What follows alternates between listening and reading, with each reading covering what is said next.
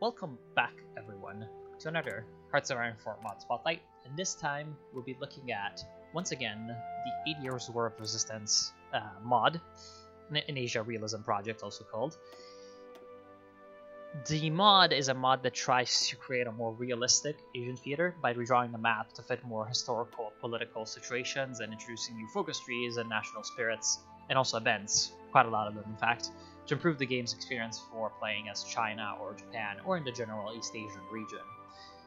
The mod has been out for a few months, give or take, mostly featuring the Japanese focus tree and a general overhaul for Japan, which I already covered actually in a previous mod spotlight. The link will be in the description, and I'll try to get a card also playing in the top right of the screen, so you can check those out if you haven't already. Overall, very well made. Recently, however, the National China Focus Tree has been released in an update a couple of days ago, so this is what I'm going to be covering right now. As for the Chinese Focus Tree, we can see that it's very, very extensive.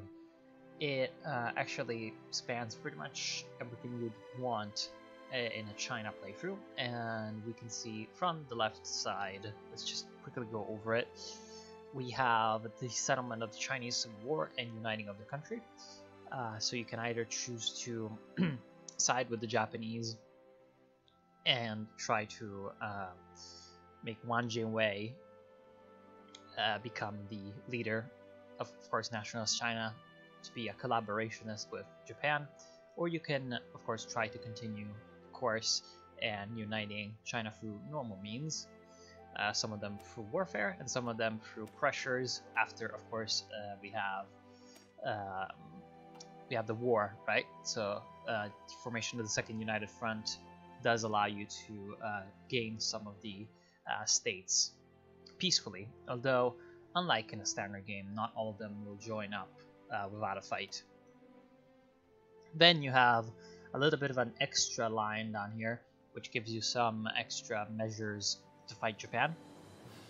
Some of them, in fact, giving you an offer to have peace if you control the mainland, Japanese possessions. So those are all pretty nice. Or you can try to, of course, invade Japan itself and then, try to resolve the issue that way. Then you have, of course, the biggest part, which is the political focus tree. It's focused around mostly, of course, which direction you want to take the country. You can go with a more socialist, communist path and try to ally up with the Soviet Union. You can, of course, try to strengthen the Central Club, also known as the main clique of the KMT that Chiang Kai-shek or Jiang Jieshi is the representative. And you can try to essentially make the KMT the only party in China, or you can try to strengthen the blue shirts and become fascist. Of course, you have some options when it comes to diplomacy as well, and that's pretty nice because you can choose all these three: support from the allies, the Comintern, and the Axis, and you can see who is going to give you support. It's based on a chance from an event. This is something that overall the mod does pretty well, giving you events that pop out after you complete a focus tree for another country to simulate essentially a diplomatic offer where they have a chance of accepting or refusing, and that's quite nice. Makes quite good use of it, a little bit more than the standard game in my opinion. And then, of course, in the end, you have options to make your own factions or join up with somebody else. Pretty normal stuff. And every tree does give you certain bonuses. For example, of course, if you go with support from the allies, and that requires for the United States to be at war with Japan, you can form the Flying Tigers and get some free aircraft from the United States, which is, of course, quite nice. And then on the extreme right, you have the China Democratic League tree. That is actually a very strong one. It pretty much gives you bonuses for about everything you can imagine, and in general, it just gives you a lot of nice things, and it removes a lot of pretty bad modifiers, such as this disjointed government, which is pretty much a plague all over, diminishing your political power. Then, on the extreme right, you have both industrialization and the army, which are connected because, of course, Chinese army's main problem was, the more, I guess, backwards organizational structure. Some divisions were foreign trained, and so they had pretty regular modern officer corps and equipment. But then most of the army was quite ragtag, and of course, to improve that, you would need to essentially modernize the country with industrialization.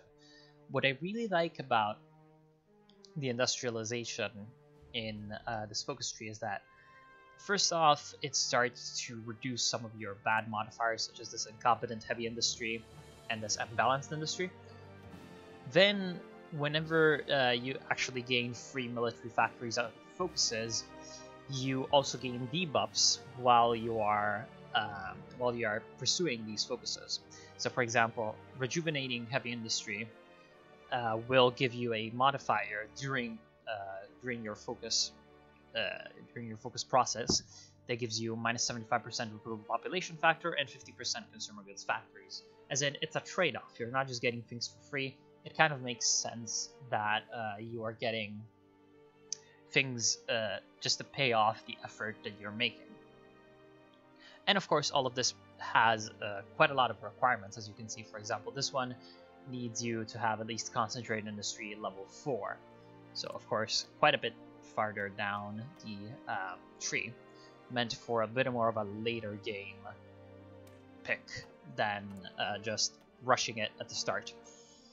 And overall, it's just very, very well done. Although, I mean, in the end, you get some really, really insane bonuses. So you become incredibly strong once you can finish these. But before that, you're going to be very, very weak, of course, because of your national spirits, which is a type of gameplay that is, I guess, very, very interesting for a country like China, because I guess that is quite historical. And then the last of the military line, of course, is a pretty standard one with research bonuses and the likes. Overall, nothing too strange, and then at the end you get some research slots. Quite a lot of them, in fact. I would say that, yeah, 3 research slots, so you end up having 5 at the end. It's quite okay, and also you have to remove this illiterate population modifier to get some more advanced technology going. And overall, another thing that I really enjoy about the focus tree line is that at some places, this, along with the events that we'll talk about later, it gives you certain advisors, such as, for example, in the Soviet volunteer group, you gain Pavel Zhigarev, and for the German one, you can keep Alexander von Falkenhausen as a military theorist, and at some point you can also get Joseph Stilwell with just political power, and Claire Chenault, although Claire Chenault is from I believe, an event. So overall, you get some historical figures that acted as advisors to the Chinese military, and that improves, of course, your flavor overall. So it's a pretty nice thing. And yeah, that's about it for the focus tree. When it comes to events, we have several new historical events that improve the game by simulating some of the very complicated, complex political environments and situations in the history of East Asian politics that normally Hearts of Iron 4, the vanilla game, would not be able to simulate in any kind of way because it does not have the systems or mechanics. Among the most important examples, we have, for example, the 25th of February incident in Japan, or the 226 incident, which leads to pretty much the establishment of the military government in Japan. We have the war between Yuan Clique and the KMT.